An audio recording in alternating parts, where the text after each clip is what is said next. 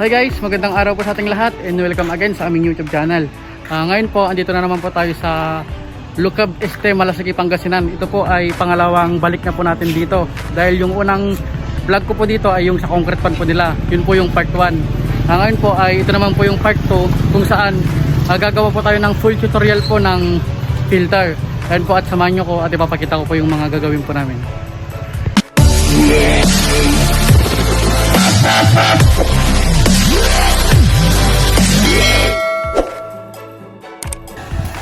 At ayun nga guys, ito yung mga gagamitin po nating paggawa ng filter. Yung drum na ito na 100 liters, tapos 120 liters. Tapos yung sa takipan po ng plato. Yan. Tapos ito naman yung lava rock, tapos yung mga white stone, tapos yung red stone naman yun. Tapos PVC na didos. Siyempre yung mga gagamitin natin. Tapos yung sanet na pino. Tapos yung mga hose. Yan. Siyempre yung mga kailangan po nating gamit. Papakita ko po sa inyo yung buong gagawin ko para po masundan nyo kung sakaling gusto nyo rin pong gayahin. Ayan.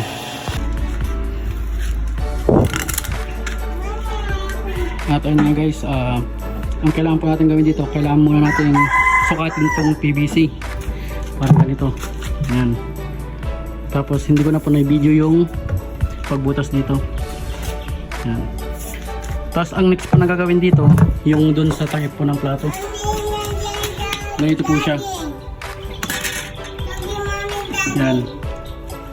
Yung kung anong ginawa dito, ganoon din po yung gagawin dito. Ayan. Mamaya po ipapakita ko po yung mga gagawin ko na step by step para po masundan nyo. Ayan. Itong maliit na drum lang po yung gagamitin namin kasi po pag itong malaki, hindi na po kasya doon sa paglalagyan.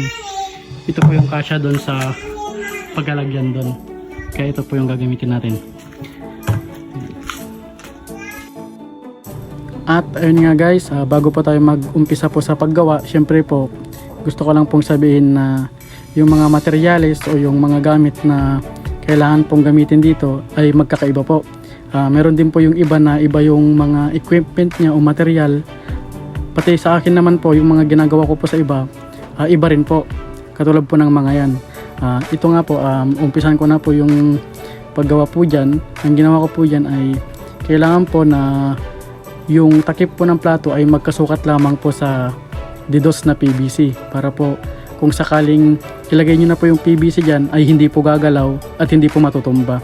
Ayan, napapansin nyo po yung ginagawa ko, isusukat ko po sa PVC yan na pabilog. Ayan, katulad po nyan. At ayun nga po, ang sumunod ko pong gagawin dyan ay yung sa stabilize po, yung sa bato na flat, white stone. Kung saan ang ginawa ko po dyan, pinasok ko po yung takip po ng plato, tapos nilagay ko po yung PVC kung saan yung maliit po na butas ay nasa ilalim. Ayan, katulad po yan. Ganyan po yung ginawa ko po dyan. Sabi ko nga po, iba-iba po tayo ng paggawa ng filter po. Depende po sa inyo kung ano po yung gagamitin nyo po. Tapos yung next po dyan, yung sa yung rough na rack po. Yung red rack na tinatawag po. Ayan. Tapos yan naman po yung pino. Yan po yung tinatawag na lava rock po. Kung saan dyan po dumidikit yung mga buhangin. Yan. Tapos yung mga lumot. Yan. Tapos yung susunod naman po dun sa lava rock po, yan yung net siya pero style po na tela. Kung saan yung butas niya po ay pino. Yan. Para po pagtaas po ng tubig, hindi na po sasama yung mga dumi. Parang siya yung pinakaunang layer ng tela or net na gagamitin. Yan. At ayun nga guys, ang susunod naman po dyan ay yung sa lava rock. Yan. Konti lang po yung kailangan po natin dyan para po sa pampabigat lang. Para po pag sakaling may tubig na po yan, hindi umangat yung tela na ginamit. Yan. Tapos kung napapansin nyo po dyan, sumunod na ulit po yung takip po ng plato. Yan. Tapos lalagyan po ulit ng pampabigat po dyan sa ibabaw niya. Para po hindi galaw ng galaw yung PVC na ginawa po natin pag meron na po siyang tubig. Yan. Basta sabi ko nga po sa inyo, depende po yung gagamitin nyo na pang filter po. Kasi iba-iba rin po yung mga ginagamit po. Yan. Pero ang gamit po namin dito ay yung lava rock, yung white stone, tapos yung rough stone, tapos yung takip po ng plato. Yan. Tapos yung next po dyan guys, yung tela po ulit na parang net. Ganyan. Pangalawang layer po yan. Para po mas maganda po yung pagkakalinis niya. Kasi yung gagamitin po natin dyan ay yung pinong-pino. Yan. Ganyan lang po yan. Tapos yung susunod naman po ay yung normal na po na net. Kung saan ito po ay sumusukat po ng 2 to 3 cm po yung butas niya. Yan. Ito na po yung last part. Yung last na patong. Yan, yan po ay purpose po niyan para dun po sa hindi naman po umangat yung sa plato po. Tapos lalagyan po natin ng pampabigat. Yan. Yan naman po yung uling. Yan, sa gilid-gilid lang po yan. Yan. Ganyan po yung ginagamit po namin o ginagamit ko po pag nagpapagawa po sila ng filter. Sabi ko nga ulit po sa inyo, depende pa rin po sa inyo yan kung ano po yung mga gusto nyo pong gamitin. Disclaimer lamang naman po dito sa video na to, hindi naman po tayo expert po, kundi po ito po ay mga experience lang po natin at mga kaalaman lang po natin yung mga ginagawa po natin. Hindi po tayo gumagawa ng napapanood lang. Siyempre po mas maganda po yung experience po natin. Yan. At yun nga guys, yan na po yung ginagawa ko po. Tapos next naman po dyan guys ay yung bato naman po. Kung saan kung nakita nyo po yung kanina na nakahilata yung lagayan ng takipan po ng plato, doon nyo po ilagay mismo yung mga bato para po hindi po umangat ulit yung green na net. Yan. Ganyan. Sana po nasusundan nyo po yung video kung sakaling gagayahin nyo man po. Okay naman po itong ginagawa po natin. Sila po ay pang-anim na po na ginawan natin ng filter. Yan. Sila po ay nagpa-tutorial. Siyempre po tinanong po natin sa kanila kung ano po yung gusto nila. Ayun naman din po yung gusto nila, yung filtration. Yan. Para kahit paano po nalilinisan pa rin yung tubig. Yan. Ganyan po yung mga ginagawa po natin sa mga nagpapaturo o sa mga gusto pong matuto ng paghihito. At ayan nga guys, nilagay ko na po lahat ng net na yung butas niya ay 2 cm. Yan. Kasi po ang pinakalas po niyan ay yung pino. Para po sa una at saka sa dulo ay puro pino yung net. Para kahit mas sure po natin na kahit papano po maalis po talaga yung mga dumi na nahihigop po ng filter. Yan. Kailangan lang po natin ayusin yan kasi po yan na po yung last.